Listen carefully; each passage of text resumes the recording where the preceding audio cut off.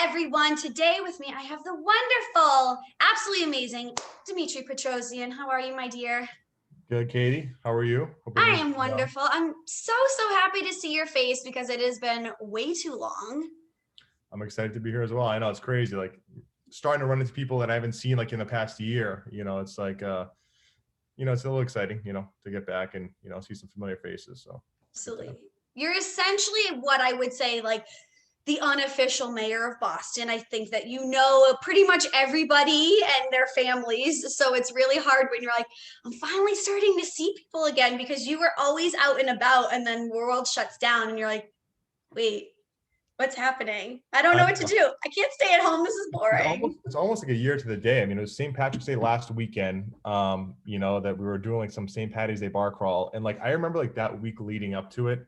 Everything was going good, and we kept hearing about this coronavirus thing. And then all of a sudden, like that weekend, the entire city of Boston shut down. And just to update people, for the past like 10, 15 years, I've been working in hospitality with a company called 617 Productions. And we ran a lot of the nightclubs and the bars in the city, hotels. New Year's Eve, we used to do 25 to 30 different venues, Boston Donut Fest, but our main business was running weekly nightclub events. So we had a Tuesday, a Wednesday, a Thursday, 2 Fridays, 2 Saturdays. So I would say 7 to 9 weekly events is what we did. So referring to what Katie's saying, most of what I was doing was hosting and running these nights. And it was kind of fun because, I got to meet, a lot of cool people, make a lot of nice friends. And it was definitely a very social job that I had. And again, St. Patty's Day weekend, everything just took a nosedive and the world changed. So Yeah, which is so crazy. And we're going to dive into like what you're doing now since all of that happened. But we have to kind of like run it back a little bit because that's essentially how I met you. Well, I did meet you at my old job, right? Yep. You came in and I'm like, hi, nice to meet you. And you're like, oh, this is what I do. If you ever need to like come out, let's connect, all this stuff. And then like literally Dimitri is like my go-to person. I'm like, I have a bachelorette party that I'm hosting. I need to do this. It's my birthday. He's always like so ahead of it because his birthday is only a few days after mine. So he's like, I know your birthday's coming up. If you want to go out, let me know. We'll get you a table, like always like on top of it. And I don't know as if you always just memorize my birthday or if you go through your Facebook birthday reminders, but either way, I'm always impressed year after year that you remember. Funny, a lot of people bring that up and it's like that, sometimes through Facebook, sometimes obviously you don't remember, but like the funny thing is the majority of people I understand, like, even me now that I'm getting older, I'm not 22, I'm 32 now. They might not directly themselves want to go out, but everyone has a friend or a cousin or someone in town, or even people that haven't gone out in a few years, like, what, hey, I'm having a girls' night or, a guy's night, where should we go? And it doesn't need to be. The way I always viewed that too wasn't like, hey, come to the only place I'm working. If you want to go to a restaurant, need a reservation, or want to go to whatever hotel, if I have access and can, take care of someone, I think that's how I was able to build a good, I was honest with my friends and, clients too. Just, if you're looking for this vibe, I'm not going to tell you to go somewhere, where it's not non-existent, so that's always been a good thing to just, keep people, happy and, hit me up when they need stuff and vice versa. So it's been Absolutely. Good. But I would say that like your nightclub, restaurant, just connections literally are all over the place. Yeah. I know because I was like, all right, Dimmy, I have my best friend's 30th birthday party. You're like, okay, go here, go to, this place. I'm going to set it up. And then we get there and he has champagne brought to the table. I had no idea. I'm like, this is like the true definition of hospitality. So that way, when the world opens up and if you ever get back into this again, everybody please just like hit him up. Tell him I sent you. Yeah. So I know. But yeah, so I mean, like literally when the world shut down, you're like, oh fuck, like this is huge right now. Like this is all I've known. So we're gonna talk about like the transition because you are now like in a new space and I'm so excited for you. So I want to hear from you finally that I get to see your face and catch up because text messaging or like seeing it on Instagram is not the same. Yeah. So I want to hear more about what you're doing right now. I mean, in the past year, a lot's happened. Obviously, like I said earlier, I've been involved with a hospitality company called 617 Productions. Still involved right now. Obviously everything that we're doing, involved crowds of people. So it really hasn't happened. Also was invested in a couple of restaurants, a gym. Again, basically everything that I'm involved in was directly affected by the pandemic. I do see a lot of good things starting to happen. We had a soft opening last night of Real House Marina Bay. I'm involved in the East Boston location. So, all that stuff over the past year, everything was on an upward trajectory, stopped. But I think it was kind of good to take a step back because, I got engaged last January, got married in October. I was kind of stuck in this hamster wheel. Like, all right, this is what I do Tuesday, Wednesday, Thursday, Friday. Like I didn't feel a lot of growth at the time. So it was kind of nice to have a break and live a normal life. Cause my day might've started, 10 a.m. and I went to bed at 3:30, 4 o'clock every day, and I was just so used to that. So to have like a transition into okay, a normal life at home, not out every weekend, it was hard, but it was kind of nice. At the same time, when all this stuff was happening with COVID, my family, was involved in some real estate things, nothing crazy, but I've always helped them out, whether it was renting out some apartments or helping with some city stuff or paperwork. And through there, when I was 20, I took a real estate exam, never took the test. I just didn't have that drive for it. 2 years ago, I took the course again. And again, it's one of those things a lot of people I know do, never follow through and take the test. Finally, it's like July 4th weekend. I was talking to my fiance at the time, and I'd scheduled a test. I'm just going to go and wing it, whatever. And she's like, why don't you just sit down and study, and just try to do it. So I said, all right, let me get this done. Studied, took the test, luckily passed, the first time. And again, I was kind of impulsive. I'm like, let me just go sign up with my friend's brokerage, So again, my wife, thankfully, is like, why don't you shop around a little bit? And so many people that do real estate, that do development, and, ask your friends. So then I got obsessed and I started talking to everyone that I knew. I probably talked to 15 different brokerages, then I got anxiety. I'm like, which way should I go? Should I go to this place? This place is in Waltham. This is in East Boston. This is in Southie. Luckily, I landed with a company called Elevated, based out of Southie. And the cool thing about what I really liked was we have a development side, we have a brokerage side, we have some commercial stuff. So it's a little bit of a mix of everything. And for me, long-term, the goal is to understand, okay, this is how you source a deal. This is how you buy it. This is how you develop it. And then, you get to see the whole process. So right now, we have a 15-unit development going on in Southie, in East Boston. We have some stuff in Dorchester.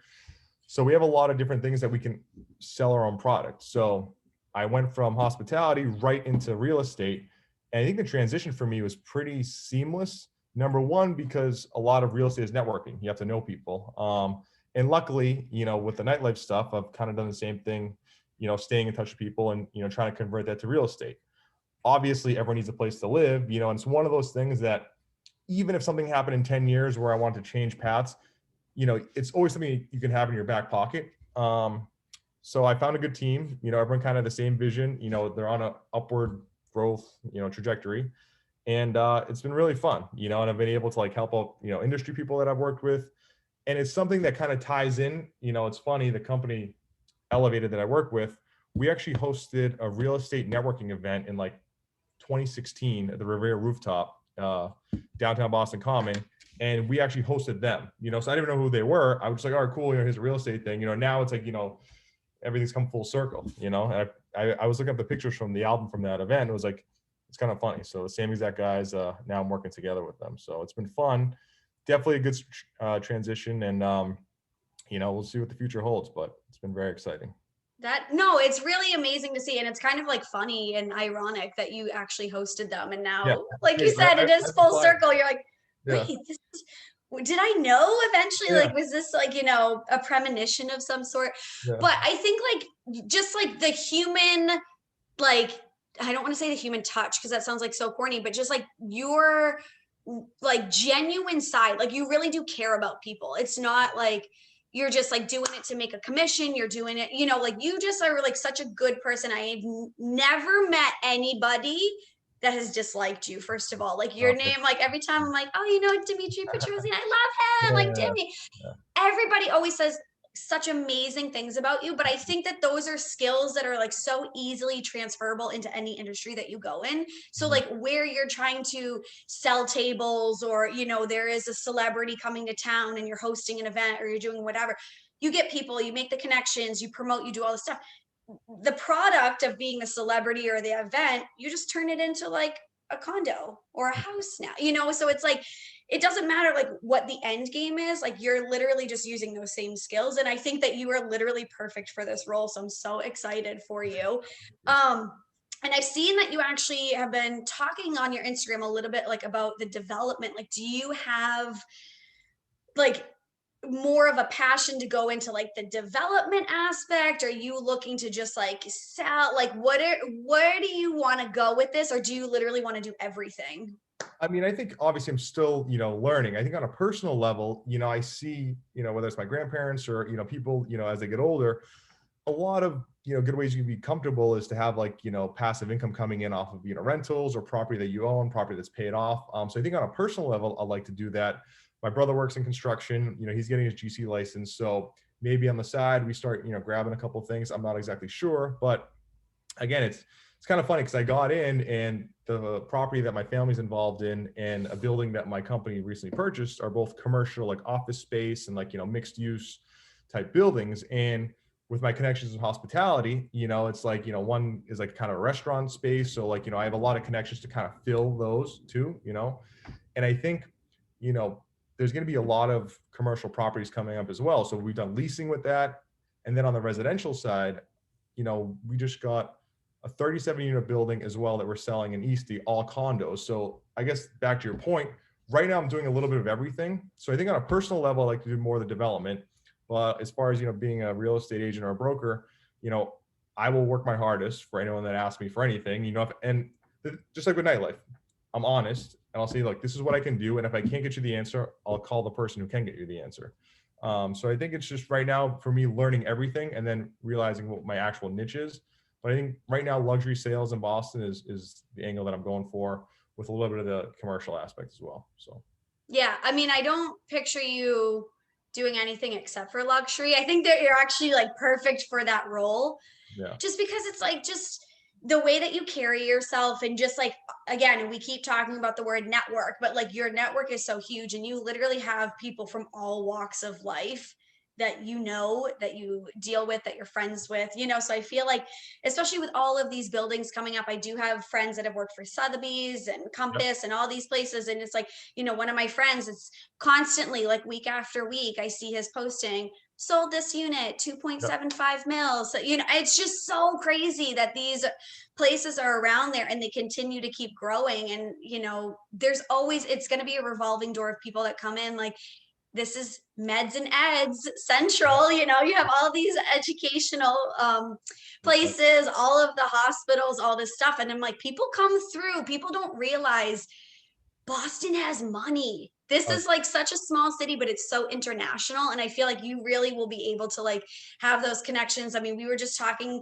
off camera about like such the, big Armenian community around here. I'm like, you have all of them in your back pocket. Yeah, I'm half Italian, half Armenian, but I'm originally from Waltham, Watertown. But that's another thing too. I realized that like this 10 years ago, everyone at some point, is going to buy the condo, buy a house, 2-family, whatever the case is. So, but even back to that point too, like I think even in nightlife, if someone's spending, 10,000 or spending $100, I feel like I like to treat people the same way, because a person spending $100, eventually is going to want to spend the 10,000, you know what I mean? So it's like, I had some people, that I've seen or, another place, whether it's Florida, Miami, Vegas, that like, if you aren't spending that higher end money, they kind of just like, brush the person off or don't take care of them. But I feel like what helped me out was just treating everyone the same way. If you're a nice person, you're a nice person. I'll do my best to help you out. And in the end, you never know, that one person could have a friend or an uncle or someone that's gonna, buy the $1 million house or the $5 million house, so you never know. And it was the same way with nightlife, treat everyone the same way. And if someone's an asshole, they're an asshole. You know what I mean? Like, it doesn't matter if you have money or you don't have money. So, again, that's kind of the angle I'm kind of doing with the real estate. If someone called me, yes, we focus in luxury real estate, but if someone wants help to look at a place, a little farther away, I'd be more than happy to help, so it's all a good learning experience for me regardless. Absolutely. And just like to go back to your point, Watertown is only Armenian and Italian. So it's like, when you're just like, yeah, I grew up in that area. Yeah. It is. It's literally like split. If you're not Italian, you are definitely Armenian too. but it's so funny because you take so much pride in your culture. And when I was working on Boylston Street, and literally like they had the Armenian Oh yeah. yeah, like I don't want to call it a parade because it was Yeah. really to raise Like, awareness of what was happening, but all the cars with the flags and beeping, and you're literally the first person I thought of because you take so much pride, you yeah. know. But We're a small country, like I grew up, very Armenian. And it's like, we always feel like, we have to stand up for things we believe in. And, we're a small little place, surrounded by a bunch of other countries and politics. So, we always try to like be a vocal, here in the States and the diaspora. So it's been something that was like ingrained in me since I was a kid. Which is nice. I mean, I feel like let's talk a little bit about your Italian side too, because your grandmother is pretty well known in the area, and your aunt, I should say. Yes. So Armenian side is how I basically grew up Armenian, but then my grandmother, her name is Yolanda Salucci. She used to own a bridal store in Waltham called Yolanda's. And both my grandparents are still alive and well. So I grew up in the fashion world, in bridal and, fashion shows and things like that. My aunt, my mother's sister, her name is Sandra Celli. She does all the clothing design for like New England Patriots cheerleader outfits, my big fat American gypsy wedding, a bunch of things. So as a kid, like I had like the coolest Halloween costumes. Like, hey, I want to be Batman, and I had a Batman costume. I want to be, so-and-so. And she would legit make the costume like to a T, to my body. It was the coolest thing.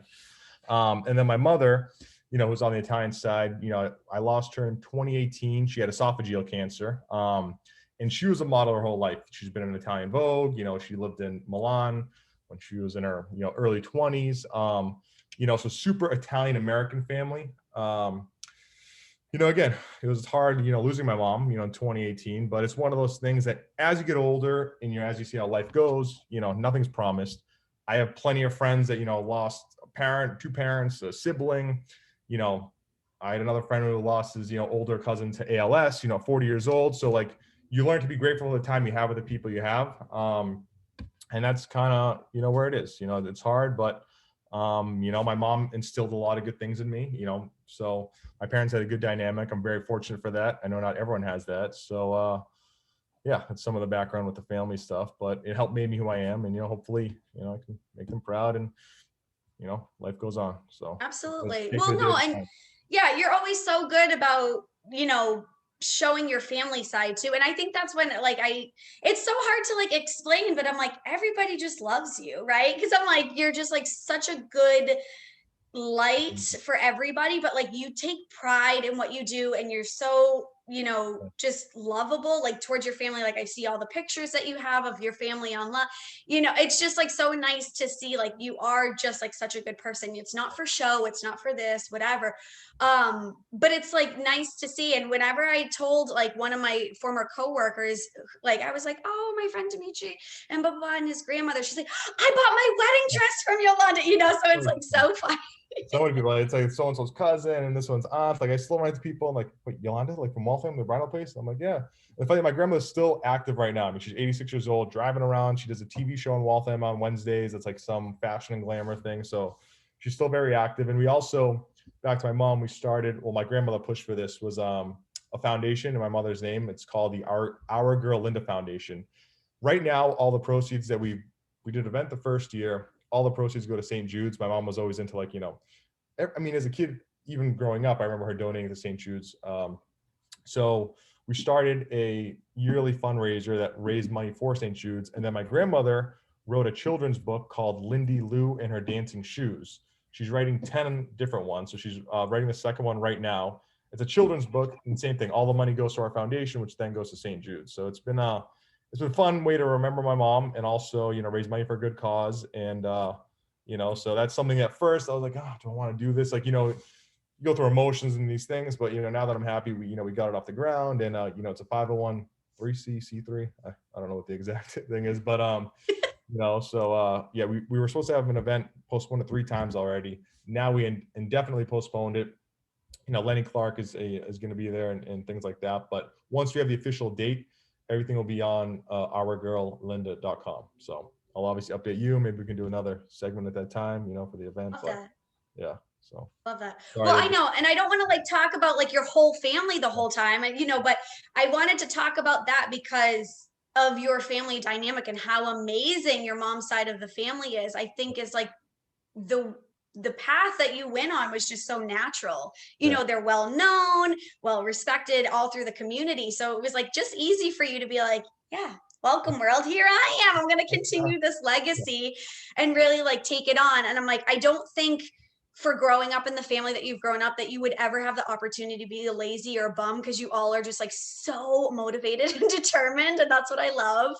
Really, But when you talk about like the fashion world and all of that stuff, I mean, I do have to let the viewers know that you've done modeling too, because I've seen you in Boston Common Magazine, and I'm like flipping through, I'm like, hey, and I would like text you pictures and be like, oh, I know this face, like, oh, okay, little model over here. still with Maggie Agency in Boston. Again, my mom when I was like 17, she's like, you should do some modeling, and like it was always kind of like more of a passive thing. And I'm still with the agency right now.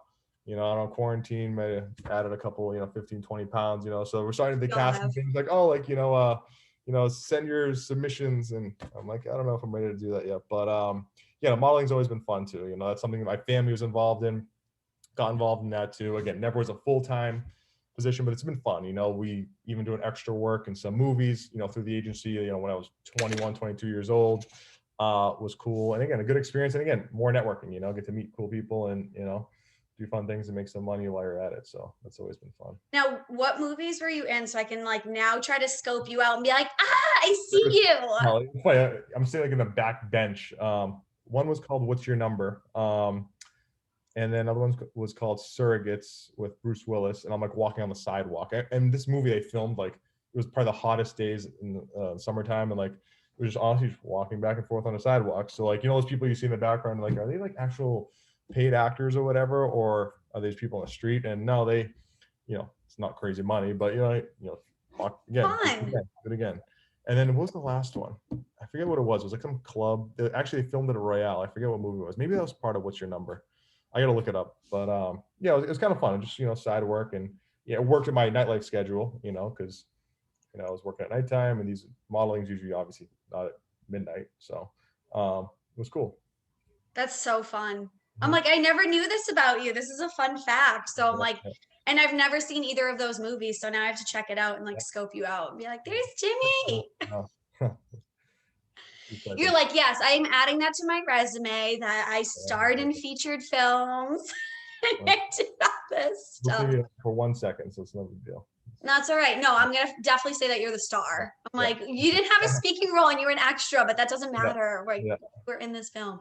But what like fun stories? Cause I mean, we like not to always keep going back to nightlife, but that's how I know you and like we're progressing. But like, what fun stories do you have? Because you've met a lot of people in your day. The most fun that I remember is we're very blessed to be in Boston and have these championship parties, but it's hosting, the Patriots after winning, championship divisional games or even the Super Bowl or the Red Sox. But one in particular, I forget, I think it was after the Seattle Seahawks Super Bowl win. And like we hosted the whole team in the back room and like, they had their rings on.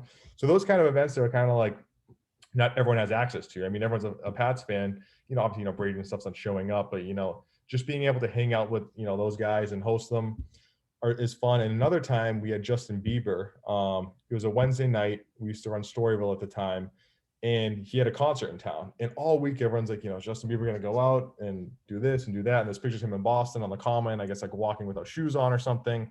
And then all of a sudden it was a Wednesday night, and my partner Jeff, he's kind of like the go-to guy for celebrities in town. He's done it, forever. So when they come in, we all host them, but he has like direct contact. And all of a sudden he's like, I think Bieber's coming. Like, no fucking way Justin Bieber's gonna show up at Storyville on Wednesday night. So then all of a sudden we're standing outside, and like these black vans or station wagons, whatever, show up, or the Chevy Suburbans, and like the street gets shut down, and like these guys come on. They look like they're Army Rangers, and like they kind of like block the street off. And then all of a sudden, like, this kid comes off in a hoodie, and I'm like, that's Justin Bieber. I have never seen an entire nightclub, and Storyville's small. He goes to one table. I've been many times, yes. The entire nightclub cleared out and attacked this corner. No wonder why this guy had security.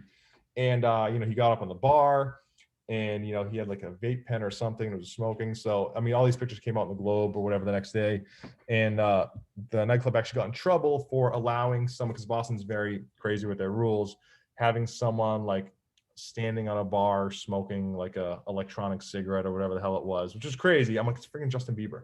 But anyway, so that was a pretty cool experience. So things like that, you know, just randomly, you know, used to happen. And the last one, I'm a big Aerosmith fan, you know, Boston band, and Steven Tyler, actually, I got in touch with him.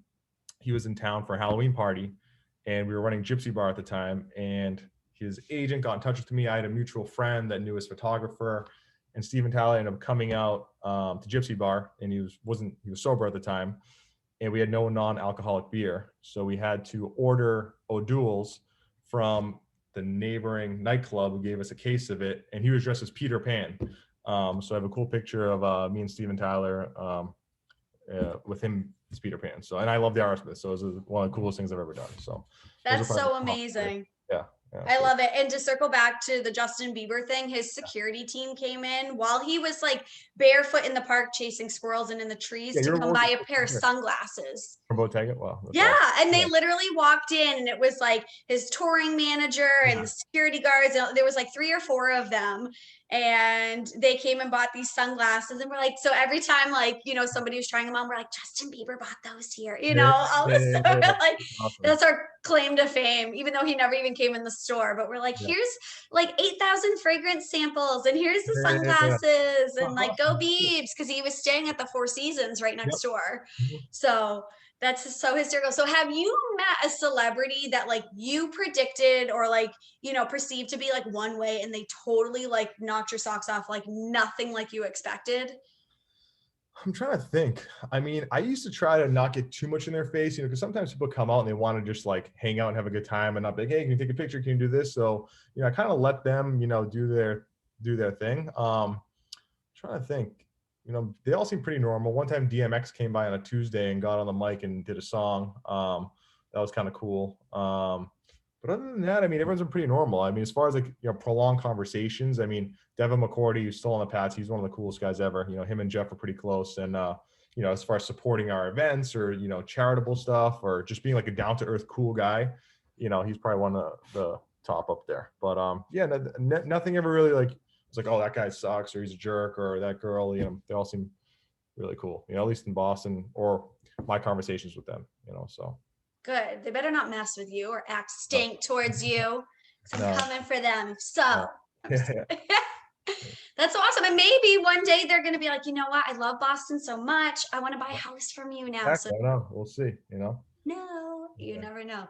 That's so cool. I always like wondered, because it's like I would see you guys post stuff online and, you know, all the celebrities come through, and I'm like, I wonder what it's like, because I've also gone to events, so I've like met a lot of like the athletes, or there's like certain celebrities that are in town that I've met before, but I'm like, again, like not trying to get in their face, but it's on a different level. Like I'm just attending an event, you're literally hosting the event. So that's why I was like, oh, I wonder if he has any like crazy celebrity stories. So I had to ask that. No, I mean, could be some other ones, but we'll see. I don't know. We talk about too many of them on air, but it's been a fun experience. Yeah, it's definitely different being on the other side and having that anxiety of making sure they're okay and, you know, they're taken care of and, you know, nothing crazy happens. You know, so you kind of like lose sight of like, you know, enjoying the moment rather than like, you know, working the moment. You know, and if they're paid, you know, and they're not just coming in what their rider says, and this is the kind of Red Bull that they want, and this is the brand of water that they need, you know, and like things like that. You know, I think we had a DJ one time, I forget who it was, came in and he had this weird request for like, I don't know, it was like some alcohol that like a lot of places didn't carry, you know, and then all of a sudden we're freaking out at like 11 o'clock calling everyone in the city, can you get, you know, a bottle of this? So, you know, but again, still a job and still work, you know, and it was fun. Did you guys ever find that bottle for him? Yes, we did. Of course. Yeah, I knew it, because that's how good you guys are. That's so amazing. I feel like if I were a celebrity, I would never have like these crazy requests. Like, I need all red Starburst, unwrapped with white gloves, delicately placed in a white bowl. I'm like, no. I'm like, just, you know. It's not them, and it's like, you know, you talk to their agent, like, oh, this is what they need. Then you talk to them like, no, I'm fine. Just, you know, give me a bottle of water. You know what I mean? So I don't know. You know, it could be a joke. It could be something else. But these people actually have contracts. So you try to honor it and then, go from there. So. Nice. Yeah. I'm like, sorry to like talk about that stuff, but I was like, inquiring minds needed to know, Yeah. right? Yeah. So I'm so excited just to see the evolution of like where you've gone, because I've known you for Long time. what, 8, 9 years now? Yeah, I'd say at least, yeah. Since we were so young. I know. And your office was like right down the street. And you guys still have the office. Yes, we still have the office in Brighton. So we still have that. And again, we're starting to have some conversations about, is it time to gear up? Is it time to start, staffing? Like I said, I'm full-time real estate right now. As far as the nightlife portion goes, I will always have a foot and a handle, hospitality nightlife. I can't see myself being out at night, 4 or 5 nights a week, married now, there's different responsibilities that I do have. But I could see being involved in the planning and the organization. And, we realized it doesn't all have to be nighttime. You could do day parties or brunches or networking events, or, we got into doing the Boston Donut Festival, which the first year was a huge success. We were gearing up for 2020. We had sponsors lined up. Something like that is definitely interesting, more family friendly. Like I said, New Year's is always a big night for us. I think I'll always end up working on New Year's. And then we have some younger guys that we work with that can kind of plug in the role of being the night operations person, and we can set up the deals. And look, I'm not saying I'm never going to go out to any of my nights again. I just can't commit to like, hey, I'm out 5 nights a week, and then eventually have a kid and, and have those hours. But, being a part of 617, we grew it into more of like, we had an apparel line and, different aspects of it. So I think that's exciting. And I think being able to tie in the real estate along with, I keep talking about the networking and the hospitality portion of it, but, there's no reason why we can't get, professionals together in different fields, and help out other places in the city, whether it's, waterfront restaurants or Real House, the place I'm involved in, or a place in the Seaport. If we're selling condos in the Seaport and we put together events there, it would only make sense. It doesn't have to be until 2 a.m. It could be 6 to 9, one of those things, and then feed it into something else that's going on. So there's definitely opportunities out there, and I'm excited to start seeing the city open up. The North End, I love going there all the time. My buddy owns some restaurants there, Brico, Mari, whatever. Their outdoor seating from last summer was awesome. And I can already see reservations are filling up. I think the city is going to have people are starting, people are getting vaccinated. Some people already had it. The weather's slowly getting nicer. I think it's going to be a big summer for anything that people weren't able to do last year. People are just going to have that appetite. So it's exciting. Yeah, and I'm curious to see more of the daytime events, because I think that's a great opportunity for Boston to really make their mark for doing things like this, because I feel like the city is small, but we're always kind of like slow growing when it comes to being like innovative in terms of events. So I just think it would be amazing. And, I saw the pictures posted from Donut Fest. I was like, I had no idea it was a donut. I'd probably eat 2 and then be like violently sick. But I'm like, just the idea of having a donut fest is so much fun. So I was like, oh, what else could be done? And it's just like so fun to be able to like explore that creative side and do something like that. Boston itself, I mean, there's so many weird rules. Like, there's no happy hour allowed in Massachusetts. I mean, just one of those things that like, these small businesses and restaurants and hospitality has been hurt. Like, I think they should start loosening up on things like that. In order to allow them to, make up for lost revenue. I mean, something like a happy hour, if you go to New York or anywhere else, like, 5 to 7, we can do, $2 Bud Lights or whatever the case is. I don't see a reason why the city won't allow that, so things like that, you can discount food, we can't discount alcohol. Like there's a lot of weird, some restaurants have an entertainment license, but they don't have a dancing license. And those things, I'm like, so you're telling me I can have a DJ, play music, but legally I need to pay X, Y, and Z so people can have the ability to dance? Doesn't make sense. Yeah. So, and that's, people always talk about that, like more innovative, cool things in Massachusetts or in Boston. The city needs to tighten their grip on some of that. And I think we can get a lot more, fun, cool, exciting things happening in the city. So I think, and we're going down that path now with them allowing the outdoor seating. And, before we used to be like, you get this permit. And I think they fined, was it Sansi or someone like 2 or 3 years ago for the marathon, for like, it was a beautiful day. They opened their windows and put like 2 chairs outside, and all of a sudden the city came and gave them a violation. It's like, all right, well, it's the Boston Marathon. We're lucky it's a beautiful day. Like, let the businesses do what they got to do, Absolutely. And I think hopefully the turning point of having COVID and all of the businesses being so stifled is that they're going to take a look of, we need to open these businesses up and kind of give them a little bit more leeway to make up the lost revenue, literally from a year's worth of either no business or struggling business. But I just got back from Tampa, and there was this amazing place that I'm like, in my travels, I'm like, Boston needs stuff like this. So it was called Sparkman Wharf. It's right on the water.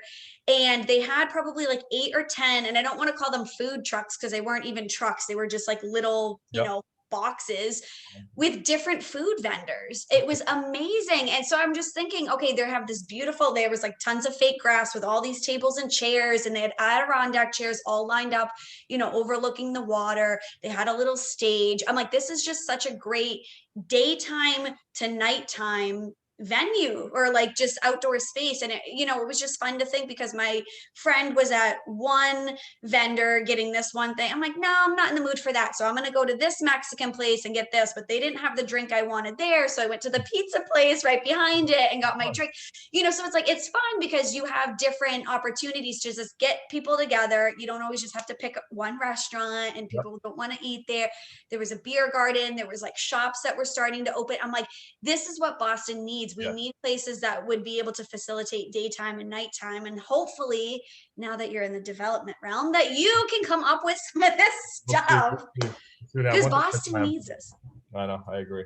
Yeah, no, Boston needs it, and even like when I went to Philly in November, they have this place called Rec Philly that is a shared space for creatives. And they have, podcast rooms, soundproof rooms, so if you're recording an acting scene or, a song or something like that, you can rent their equipment there. So you don't have to bring all your stuff. And it's an affordable price for a membership. And I'm like, Boston needs something like this, So I was talking to one of my clients, and I'm like, come on, open it up. I'll manage it. I'll do this stuff. But I just think it's like really time for Boston. Like I was just mentioning a few minutes ago, how we're international, but to like really have that on the landscape for us. I just feel like we're so Puritan still in our thinking here. Yeah, I agree 100%. I think, to push the city, forward, I think we're going to need all that. And hopefully, like you said, coming out of this pandemic, they'll see it, and, they'll give some people some breaks and try to encourage, some more creative,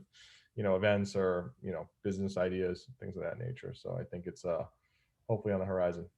Yes. And then we're going to look at you for all those answers and be like, Dimmy, fix it for us. Make us. All right, so this is like not pop question time, but like, tell us like one fun fact about yourself that like people don't really know. I'm hitting you on the spot, so you're like, oh shit, now I gotta think. Fun fact about myself, I speak, read, and write Armenian. I mean, it's kind of cool. I grew up, and it's a language that's not based off of any other language. Like, if you speak Italian, you can kind of like understand French and Spanish because they're all based off Latin.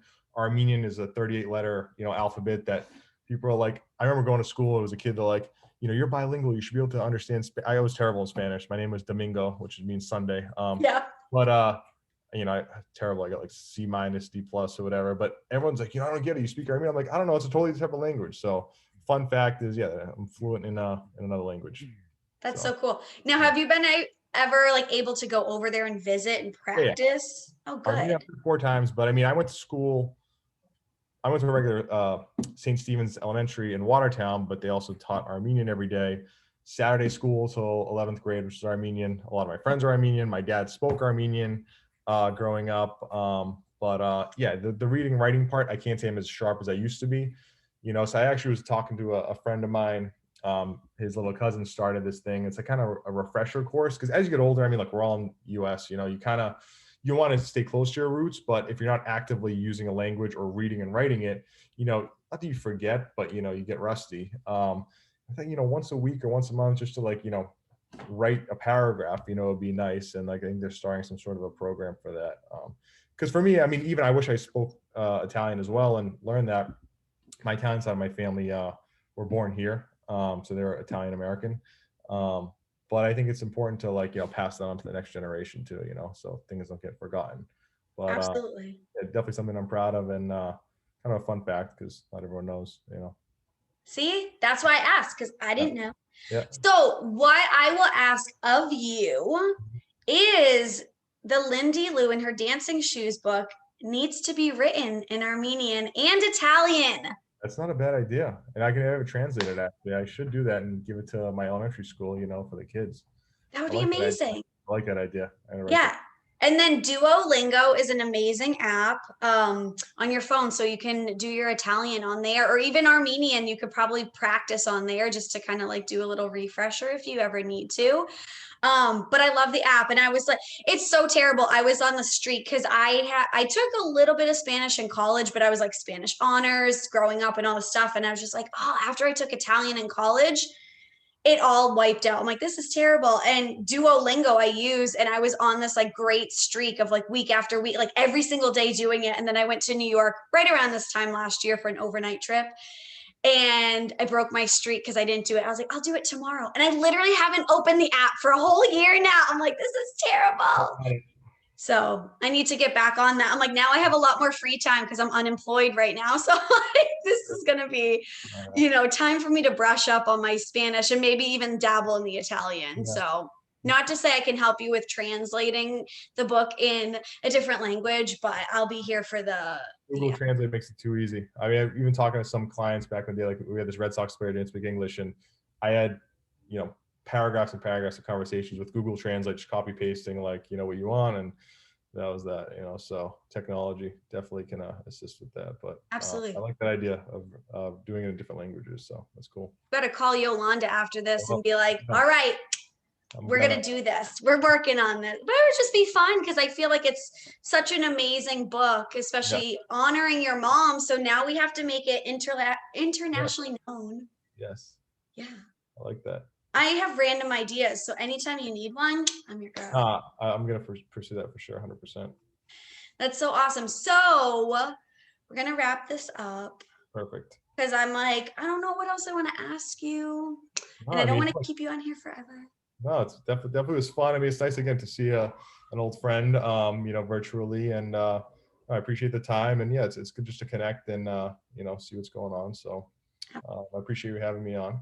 Yeah, sure. Of course. I didn't mean like, oh, wrap this up by, but no, that was my really bad segue of saying, I want you to give all your social handles of where we can find you and talk about the website again, if you can give that address, just so we can have everybody like check everything out that you're doing and come support you.